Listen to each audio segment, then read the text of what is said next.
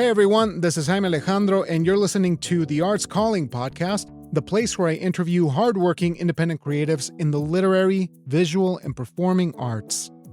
We have a great conversation in store, but before we get to it, I'd like to remind you to please stop by the shout-out link in the episode description. Every week, we have a brand new project from a previous guest of the podcast, friends of the show, and just all around interesting things going on in the independent world of literature, the visual arts, and the performing arts. So there's a lot of fun stuff to discover there. Do yourself a favor and check out some new independent work. Okay, that's out of the way. Now let me tell you about our guest. Today, I'm delighted to be Arts Calling CJ Spataro. CJ is the director of the MFA in Creative Writing and MA in Publishing programs at Rosemont College in suburban Philadelphia. She was also one of the founding partners of Philadelphia Stories magazine and PS Books. Her debut novel, More Strange Than True, is now on sale. For more information, please visit cjspataro.com. Now, I gotta say, I love this conversation with CJ. We had such a blast talking about not only short story writing, which is one of her strengths and one of the things that she's worked on for a while, but about her latest novel, More Strange Than True. It can be best described as a mashup of literary fiction and grounded fantasy in the vein of Alice Hoffman's Practical Magic or Erin Morgenstern's The Night Circus. And there's lots of Shakespeare. The novel, of course, takes some of its characters and its title from A Midsummer Night's Dream, and other characters are pulled from Greek mythology and Goethe's poem, The Elf King. We cover a lot of fun stuff, so I hope you join us. Now, without further delay, let's give CJ a call.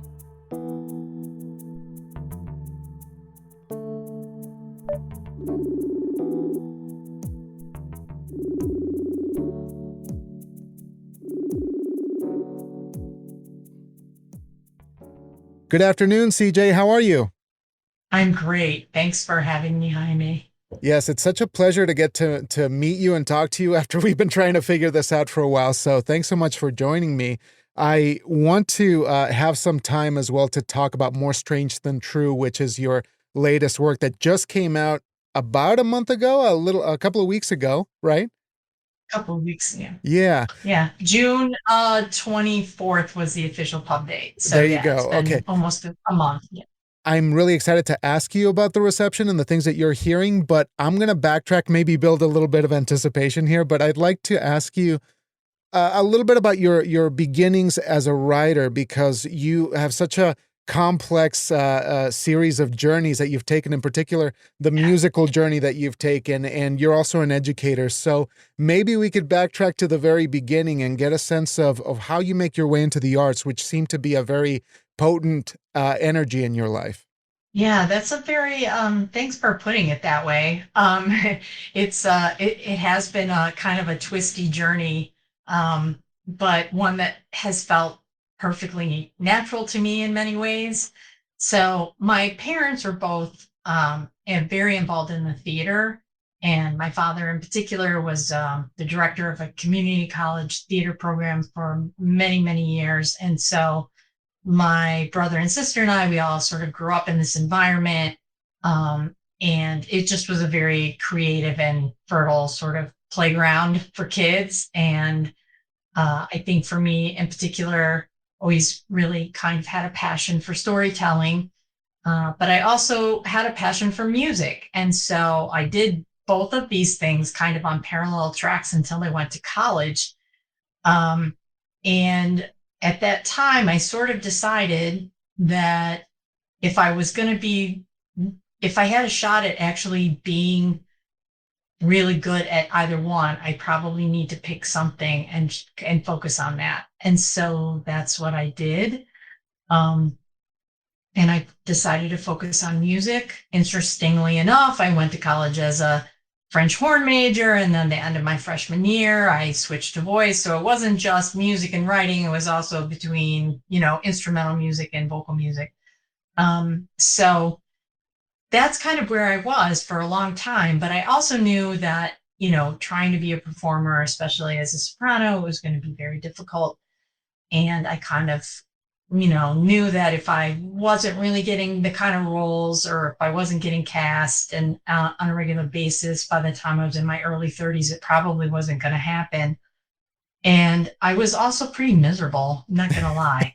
Um, I realized that maybe I wasn't pursuing this for the right reasons. But I also knew that I couldn't just abandon an artistic life. Like the thought of just like getting a job and never doing anything artistic again just was more than I could bear. And so I sort of found my way back to writing, which is something I had been doing since I was very, very young. And it just kind of went from there. So, eventually got into a writer's group, and then I got my MFA, and I always thought that I would want to teach. So that's why I decided to go back and get an MFA so that I could teach college. And luckily, I live in a city in an area that has over 100 colleges and universities. So finding work as a adjunct teaching English is not that difficult. At least it wasn't when I started doing it. So it's not really a job I would recommend, but I didn't hate it, and actually got quite a lot out of it. So that's kind of my journey. That's kind of how I ended up where I am. And just so I kind of came to writing seriously, fairly late in life. I didn't get my MFA till I was in my early 40s. And so, and I probably hadn't published my first creative piece, I don't know, a few years before that, maybe in my late 30s. I published a few short stories before I started my MFA. And I did want to win a grant, not long before I started my MFA. But yeah, it was like, it's been, and not unusual. I think other people probably are on this journey, but definitely not the typical, oh, I got a bachelor's degree in English lit, and then I got an MFA, and then you know what I mean? That wasn't my story at all. Sure. So Yeah, and it's fascinating to hear because I think at a certain age, all of us get to this point where we start shedding the things that we thought we were going to do, or at least the direction that we were going for. And then there's sort of like the true north within us that says, okay, now we're intending to go in this direction because it was the right one all along. But there was an interest, it seems, early on in short work, right? Like short fiction. Could you mhm. elaborate a little bit Yeah. about what drew you to it, or at least, how that became a good playing field, for you? Because it seemed like you were able to be very prolific in that arena once you started going in that direction, right? You started getting a lot of short stories out. Yeah, I love short stories. I'm kind of like I will say like Annie Prue. There's this really interesting documentary about her, and that was filmed when she was writing that old Ace in the Hole, which I Mhm. think was her last novel. And at one point, she's like sitting in her driveway and she's super frustrated. And I just love her. She's like a cranky old woman, and that's who I want to. I probably already am, according to many people. But anyway, she's like sitting in her driveway and she's just like, if I never have to write another damn novel again in my life, that'll be the best. She's just like, just really unhappy. So, I mean, I don't know that I hate writing novels as much as she does, or at least at that point in the documentary she was talking about. But I do love short stories, and long short stories is kind of my favorite thing. Of course, that is probably the hardest thing to get published. So, um, although I've had a few long short stories published, I just sort of love being able to dig in and write something that's, between 7,500 and like 12,000 words. But also, so you have the compression of like a short story form, but you also have a little more room to expand and really make the characters fully, fully formed. I do love that a lot.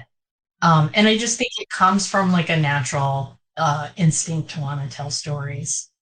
Sure. Is there what are, I guess, the learning moments that you've had while writing fiction that you feel sort of like strengthened that maybe you were lacking before, you properly tackled that form? Because I think, it is kind of underappreciated in some sense, but in terms of the mechanics of things and working out that structure. What were those some things that helped you as you kept writing more and more short stories, or things that you felt were beneficial to you as a, I guess, Yeah. as a craft?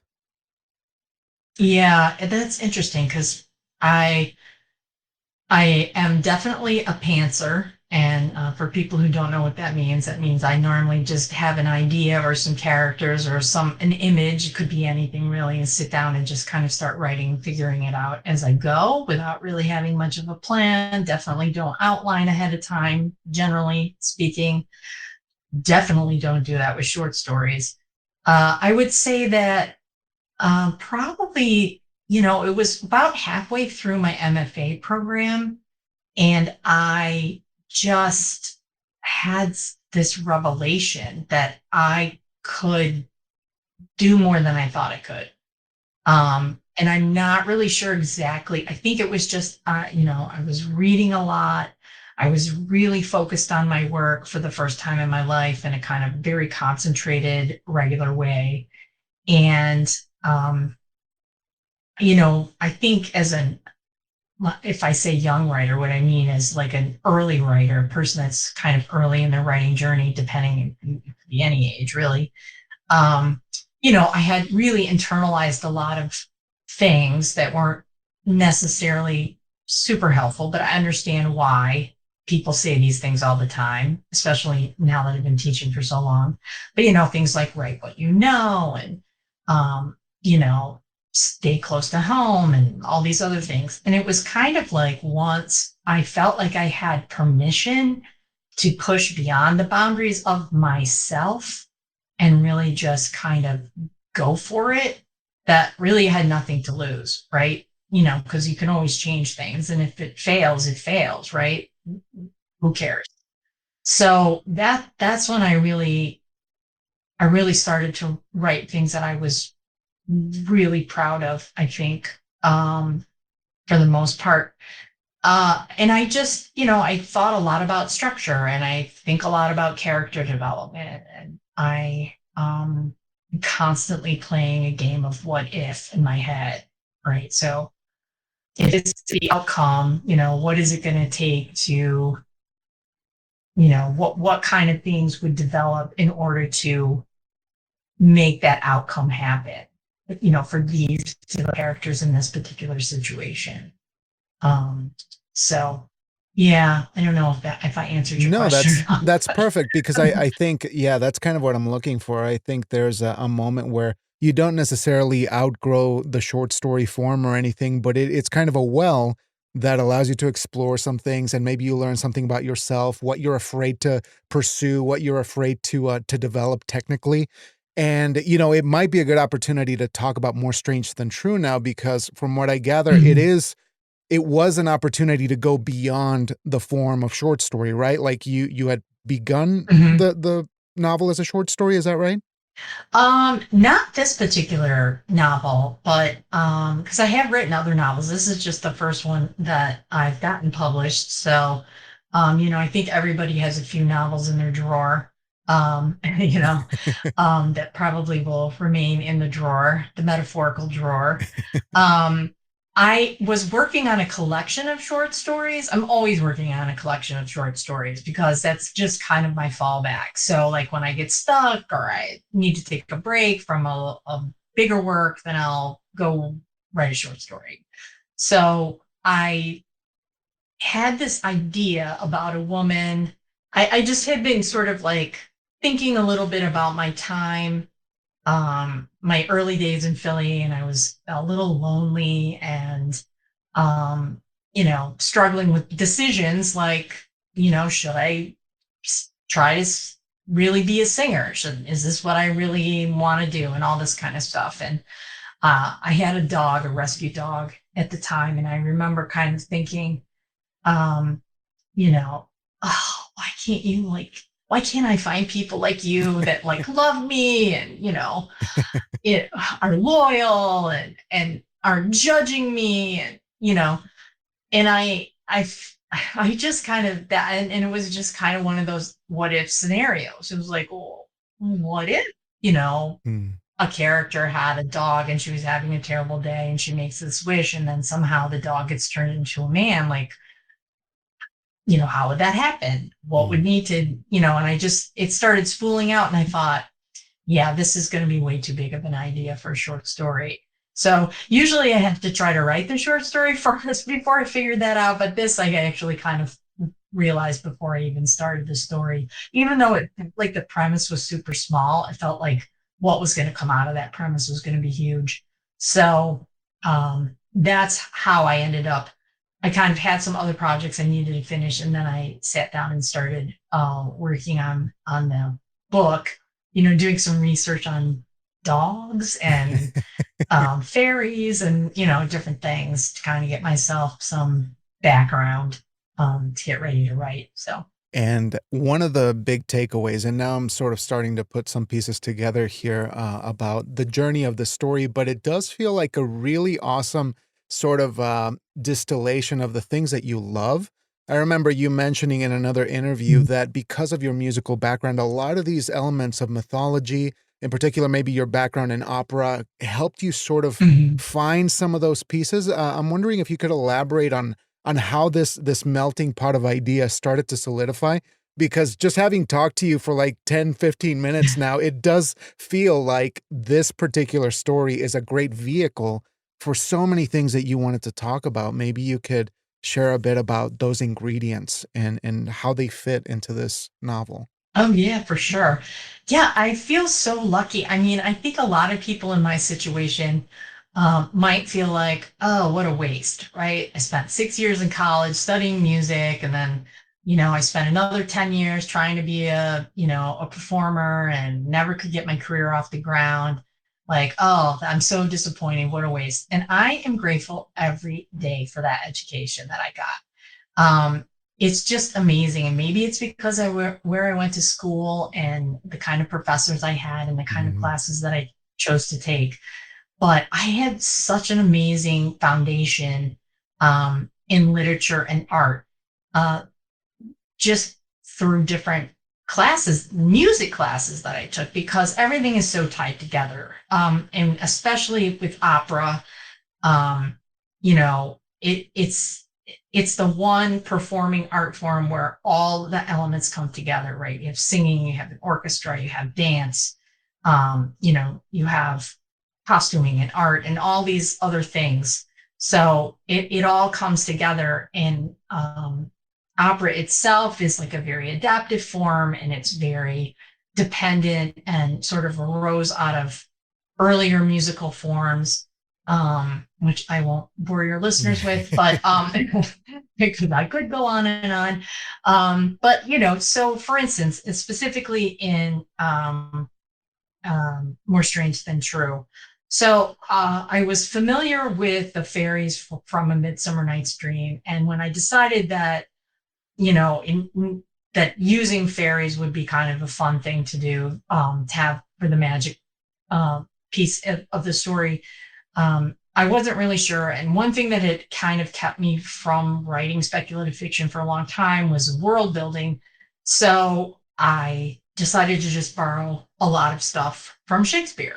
Like, why not? Shakespeare did it. Can't go So wrong. I borrow from him, borrow from the great borrower. But then when I got stuck, I got stuck towards the climax of the book and I wasn't sure what to do. I felt like there needed to be some kind of turn Mm. for Oberon, the main character. There needed to be something sort of underneath everything that had been happening. And I just couldn't quite figure out what it should be. And for some reason, maybe I was listening to some German romantic music because I listen to different kinds of music depending on whether I'm writing or revising or whatever. And for this particular book, I listened to a lot of German romantic music while I was writing. And I guess it just got me thinking about this song by Schubert called Der Erlkönig. Oh, my German is terrible right now. The Earl King, or the Elf King is a translation. And it's just like, it's a poem by Goethe, and it's set to this It's just thrilling, and anybody that's heard it will always remember it and want to talk about it, because it's the kind of song that will give you chills even if you don't speak German, you don't know what's going on.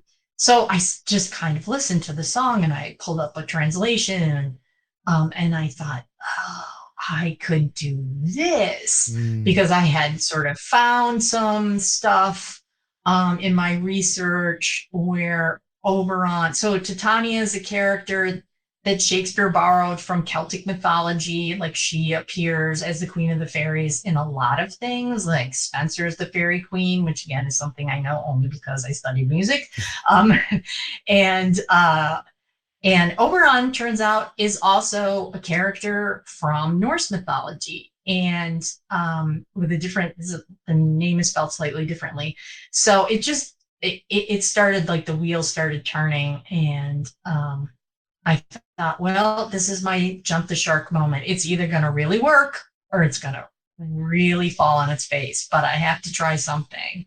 So I just went for it, and all of a sudden everything just clicked in. And I was at a writing retreat at the time, and I just kept writing and writing and writing. I'm not sure if I wrote all the way to the end of the book that weekend, but probably if I didn't, I came pretty doggone close. So it just really helped. So that's a very long answer to your question. No, this is perfect, because I think before we move forward, because you just touched on something that I want to ask you here in a bit. Can we set up a little bit of the beginning of More Strange Than True? Because I think it might give us a bit more context. And I want to kind of get into something that you just mentioned that you reminded me. But tell us about Jewell. Tell us about where we find her at the beginning and what it is that she's longing for in relation to the novel, because you kind of touched on it at the beginning. Just set us up what Jewell's dream is and how we get into that. Yeah, so the novel opens, and it's the day of the memorial service for Jewell's father. He's been gone for a while, but they, were waiting to have a memorial service for him. He was a jazz musician, and she lost her backstory is she lost her mother when she was a child, and she and her father were very close, and her father passed away about 6 months before the opening of the book, but they were having a memorial service for him where all of his friends were coming together in this really historic church up in North Philly for a service for him. And the service is over, and they're sitting in a restaurant called Puck's Place, which is owned by Jewell's best friend's boyfriend, Bobby Fellows. And while they're sitting there, they're waiting for Jewell's boyfriend to show up, and he sends her this really awful text and breaks up with her. And so she's just kind of done. She's just one of those days where it's like, I'm really sad, and now my boyfriend has turned out to be a total jerk. I'm gonna just go home and spend some time with my dog, who is not gonna make me feel bad. So they pack up some food for her from the restaurant. She takes it home, and first thing she does is she takes her dog for a walk. And while she's at the dog park, she meets a guy named Steve, and they have kind of an awkward encounter. But he's a very nice guy. And then she's really done. She goes home and she eats this dinner, and she gets a little drunk.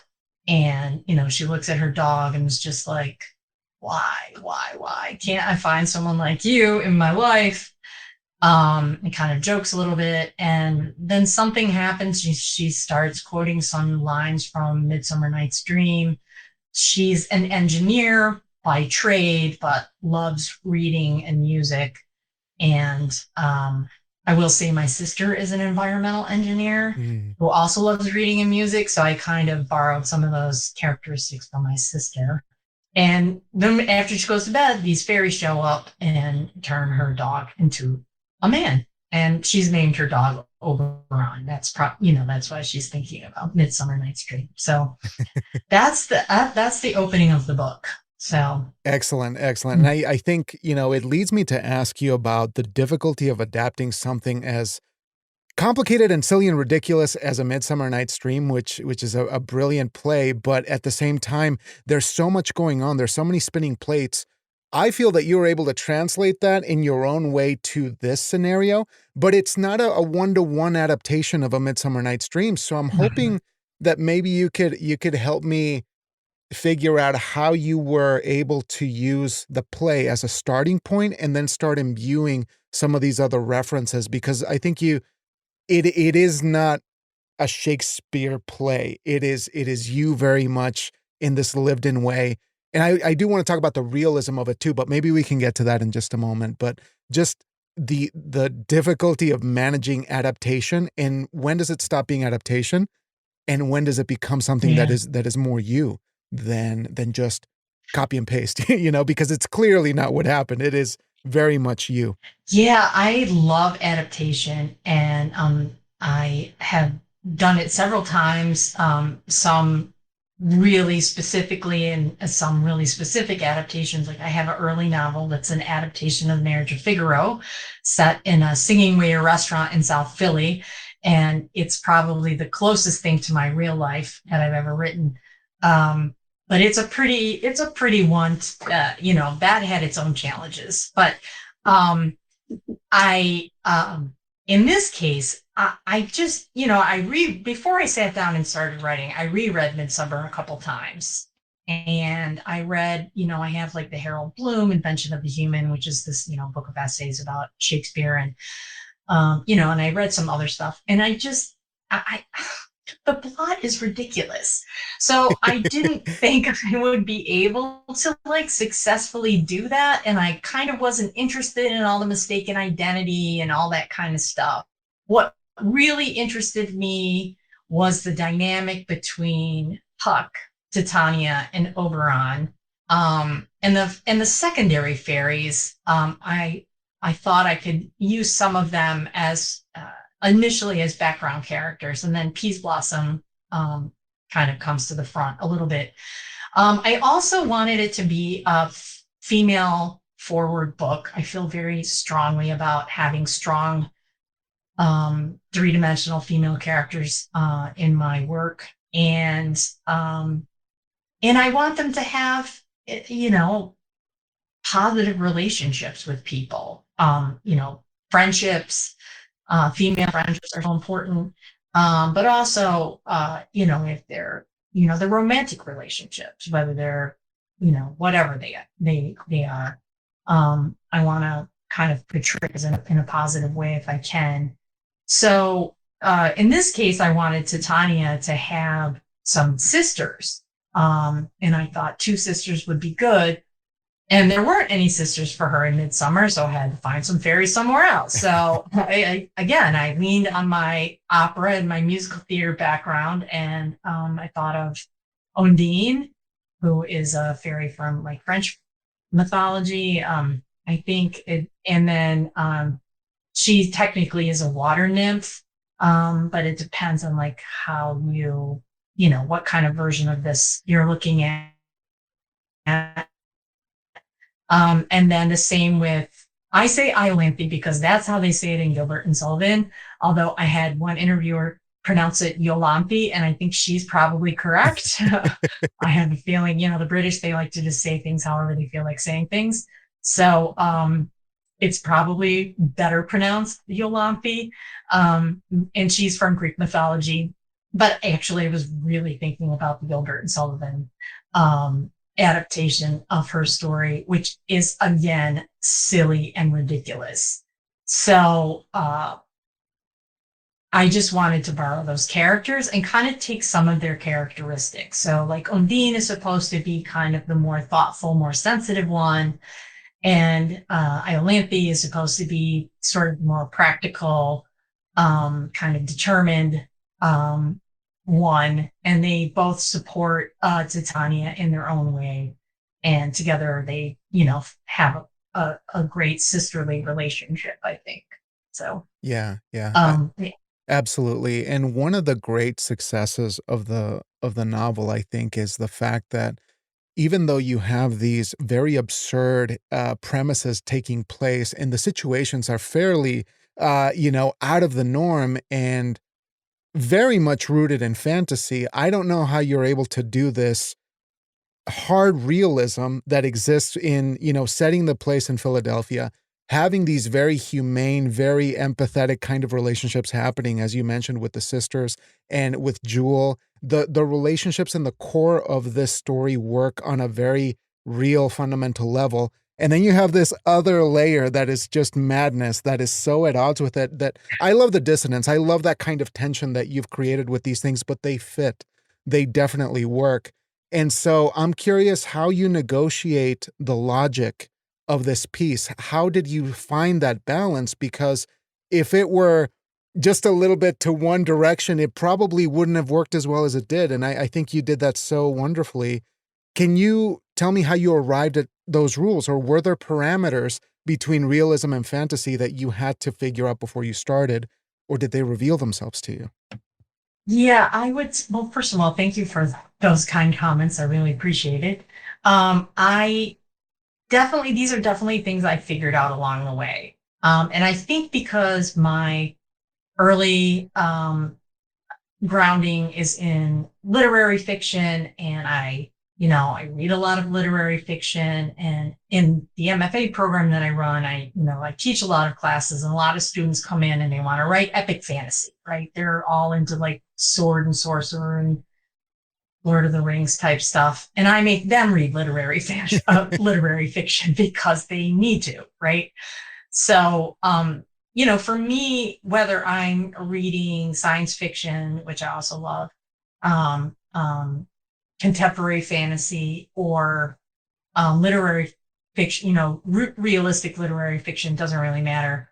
My primary interest is always in the characters. And so, I want to be able to feel like I know the people in the story. And by the time I'm finished with something, I always feel like I could go out to lunch with Jewell and we could go to Puck. I wish Puck's Place was a real restaurant, frankly, um, uh, but, you know, these things were really important to me. So I figured like, and it was really important to me also that Titania not be this kind of Cruella de Vil, Maleficent kind of caricature. Like, she was super fun to write because she's very bitchy. And, it's fun to write characters like that because, they get to act in ways that most people don't, aren't able to really get away with. And the fact that she's magical and she can do things right. So that was super fun to write. But I wanted her to be a real person. Like, I wanted there to be like a real push and pull between her and Jewell, and a sense of them both really ultimately wanting to do the right thing, but neither one of them is really sure what that is or what the outcome will be. So I think that's kind of what I let guide me. And I will say that as I revised, I had to kind of tone down some things. I love to lean on humor, and sometimes I can punch things too hard. And so I kind of had to pull some stuff back, but the story's better for it, I think. So Yeah. Yeah. um Absolutely, and I think a lot of that work clearly shows. If I may ask a question about craft, and I've been kind of like throwing these things at you the whole conversation, but if you can pinpoint maybe one of the hardest things that you had to do as you were reworking this manuscript, what was something that you just kind of agonized over, that you felt you just couldn't reach a solution, and then you sort of crafted your way out of it? Was there anything like that where there was something that felt insurmountable that you ultimately ended up overcoming? yeah, it really was that climax Mm, when I found went back to the Elf King poem by Goethe. right. I was sitting in this cabin up in the Poconos, staring at my computer going, okay, what now? Like, literally. And I rarely find myself in a position like that. I like just really didn't know what to do. So that was really hard. And then, once I kind of struck on this idea, I did a little more research, dug around a little bit, and then just sat down and started writing. And I thought, well, I'll just now that I have this idea, I need to just kind of run with it. And I was trying to think of, at one point I almost wrote like a separate document. I started it, but I realized I didn't need to finish it. But I did start like a legend of the Elf King, like that I was going to write Mm. separately as a separate document. Um, so that needed some revision. I needed to have the story of the Elf King make sense in the context of the novel. And I needed those pieces of what was going on to fit with the beginning. So that did take some work, and I had to kind of structurally go back and like look at earlier things, and again also with the magic, because I've written things. I have a whole collection of speculative short stories, but this was really the first piece of what I would consider, contemporary fantasy.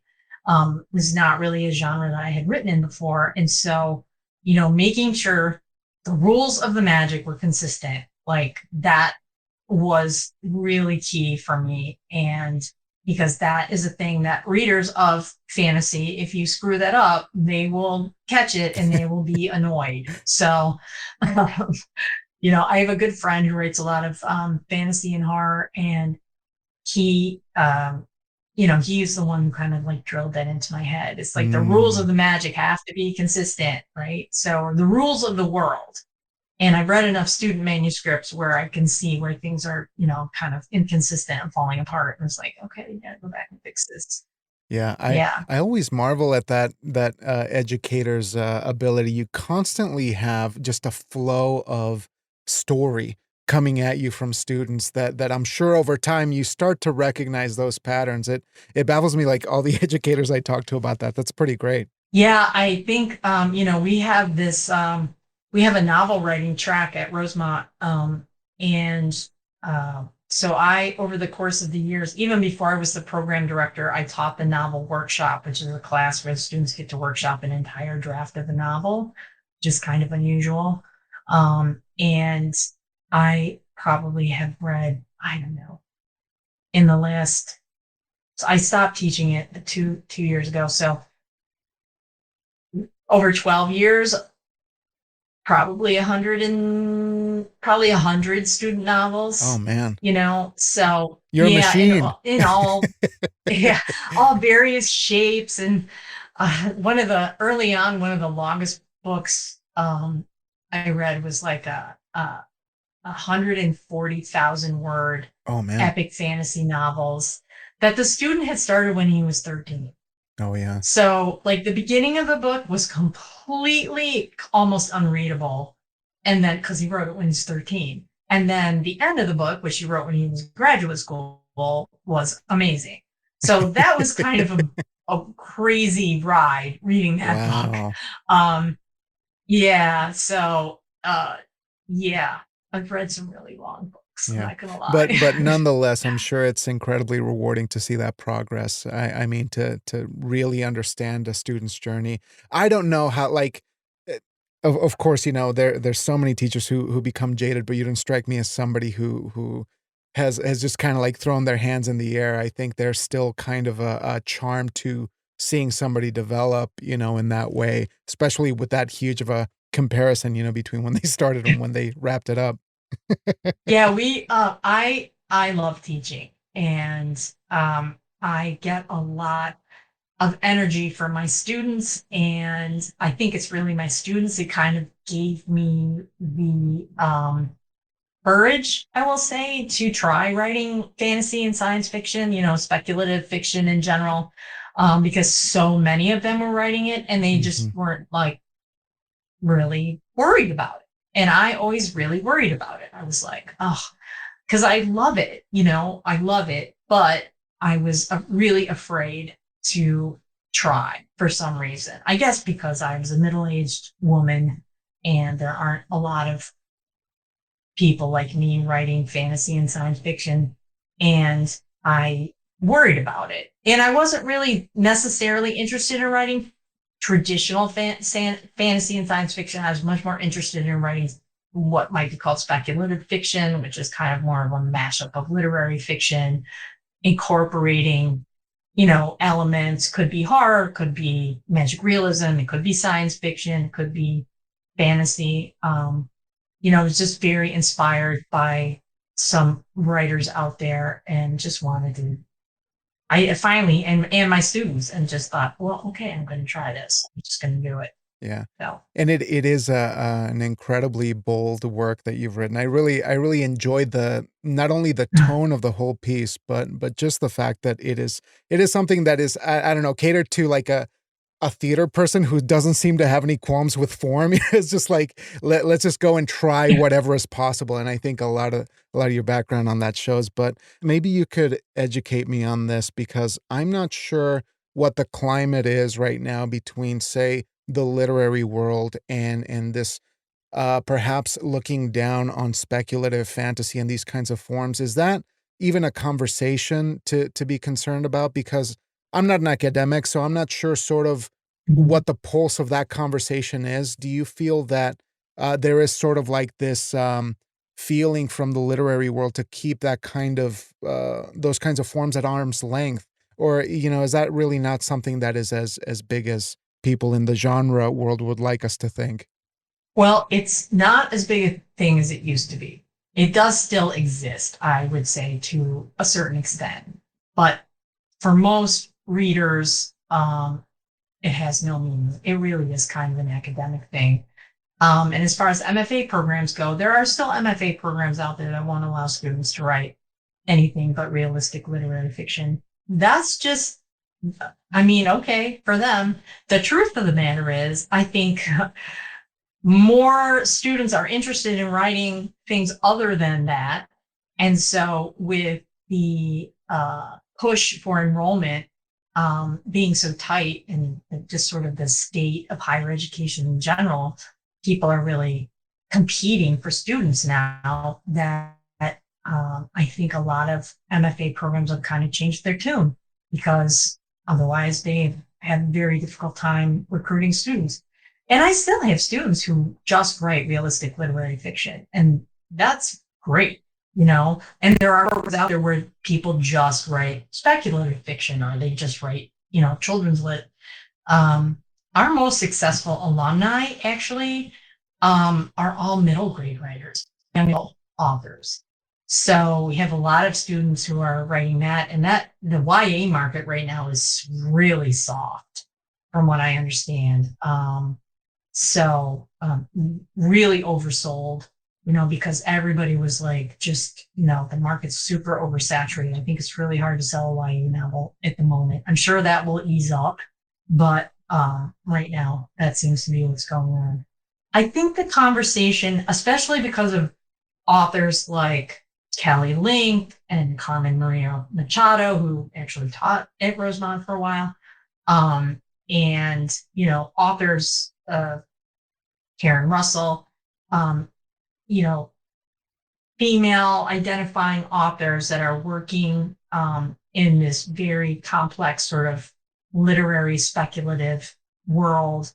And then other authors like N.K. Jemisin and Ted Chiang, who are just really writing, exquisite kinds of, the prose itself is just breathtaking. And I think there's always been an element of this kind of literary stuff. I sometimes teach a short story seminar where we read collections of short stories, and I always start with Illustrated Man by Ray Bradbury. And most of the students haven't really read any Ray Bradbury, and they're like blown away. They're like, oh my God, this is really good. I'm like, yeah, it is really good. And like these images, these stories, they like will rip your heart out. So that's the kind of stuff that I kind of go back to. And I think those authors are kind of changing the conversation about that kind of stuff.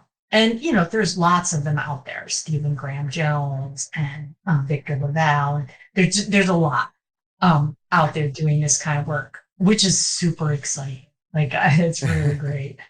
I thank you for indulging me in that, because it is kind of it could be a can of worms, and there's a lot of conversations in there that we could have, not just about that sort of divide, whether it's imagined or not, but also about the educational sort of gaps that we start to seeing, or perhaps, folks at higher education or institutions having to find ways to bring more people in. I would love to talk to you about that all day, but I only have two questions, to be mindful of your time here. But this has been such a blast, and I hope that we get to chat down the road, because I love the way you write. I love your Oh, thank voice, and you. it was such a delight to read your work. Oh, But thank you so much. yeah, no Yeah. problem. So the questions that I have here are kind of selfish ones. Number one, if you could share with me perhaps some inspirations that you've had recently, like what's some work out there that has sparked your creative engine to kind of come back to life, whether it's doesn't have to be literary fiction, doesn't have to be fiction of any kind, it could be music or movies, a show, any other kind of visual art, whatever you'd like to share. Yeah. Well, I will tell you, and this people will either love this or they will be like, okay, she's off her rocker. But I love Murderbot. Like, I have read all of the Murderbot novellas. They are awesome. And I just like want to write robot stories now. So just I love Martha Wells. Those I every time a new one comes out, I'm like buying it right away and reading it. Um, the voice is so captivating, and they're so fun. I really, really enjoy those Murderbot books. I read a lot. So, and I read a lot of different kinds of things. I just had an article come out on electric literature. And so I was reading books set in Philly, and went back to read some books that I had read before, and like, picked out some new books. And I know this is also going to sound crazy, but I really love the Silver Linings Playbook.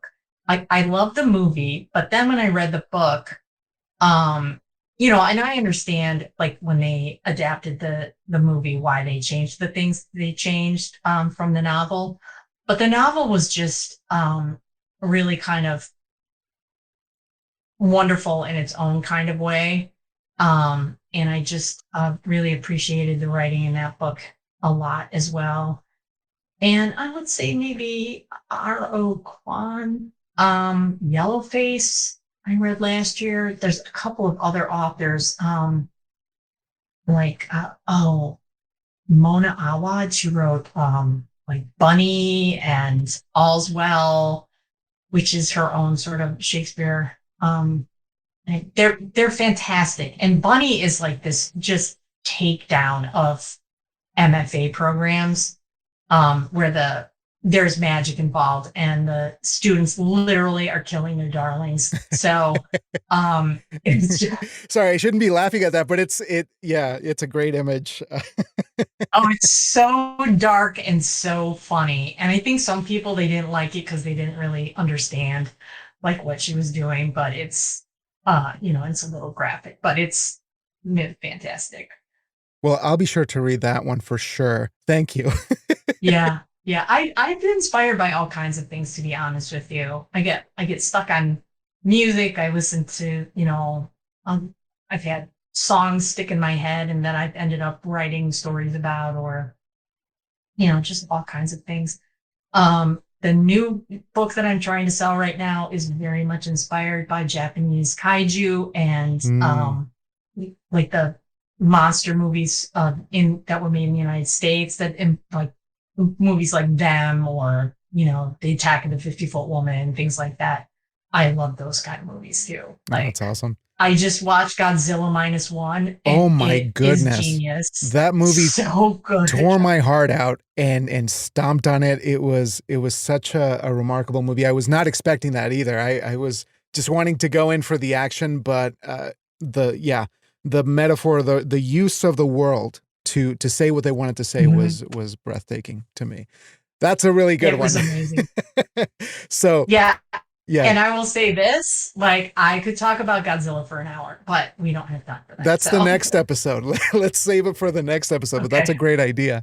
The last question, of course, is very selfish of me, but I have been on this kick ever since COVID to find out what resonates with people about their life in terms of what it means to lead a life well lived. I'm sort of obsessed with that question now because everyone's answers are so different, but yet there is a core couple of things that keep coming up. So I'm curious how you have gone about figuring out what a life well lived means. What keeps you sort of centered? What keeps you full of fulfillment in your day to day? It doesn't have to be as an artist. It can be as a human being. What are the things that keep you going?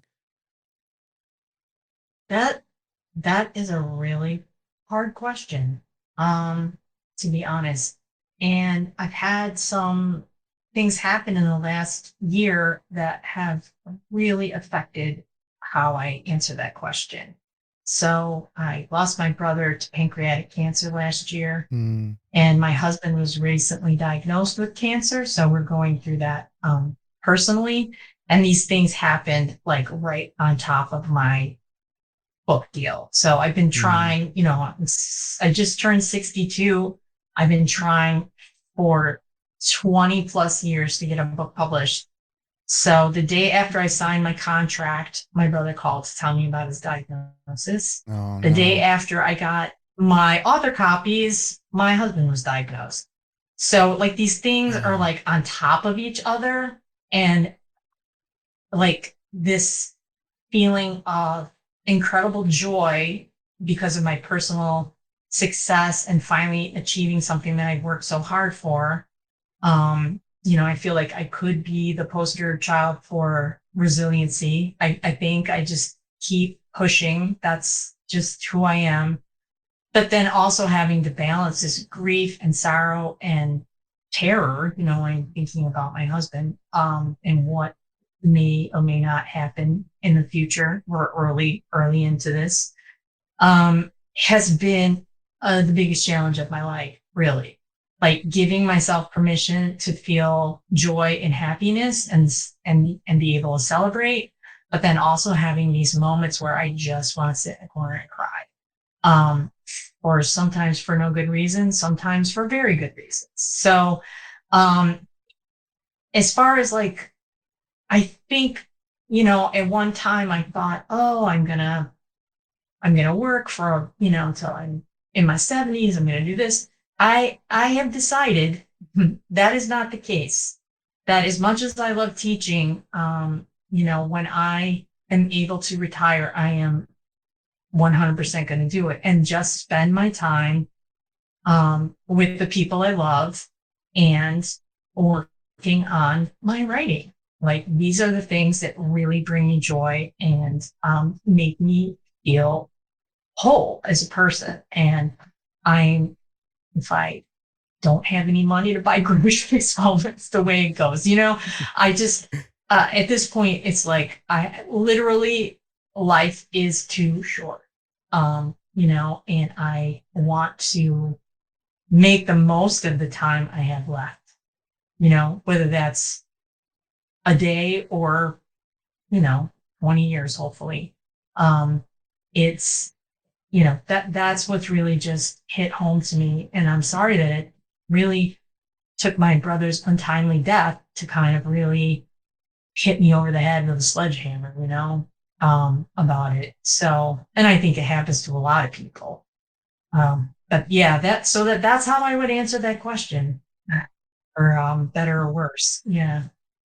well, CJ, I want to thank you for sharing that with me, and of course, I'm sending my love and strength to you folks over there, and I'll be thinking of your husband. But at this time, I also want to thank you for showing us how to take risks in the writing, for showing me and reminding me that it's okay to swing for the fences and to be bold and to persist and be stronger than you think, because that is what you're displaying here, not just as a writer but as a human being. And I just had a wonderful time talking with you, so I can't thank you enough for sharing your work with me and inspiring me beyond belief, because it's a great, hilarious, ridiculous novel, and I had a great time going through it and learning about these characters. But thank you so much. This has been a blast. It has been a blast. Thank you. I really, really appreciate your thoughtful questions. It's been wonderful.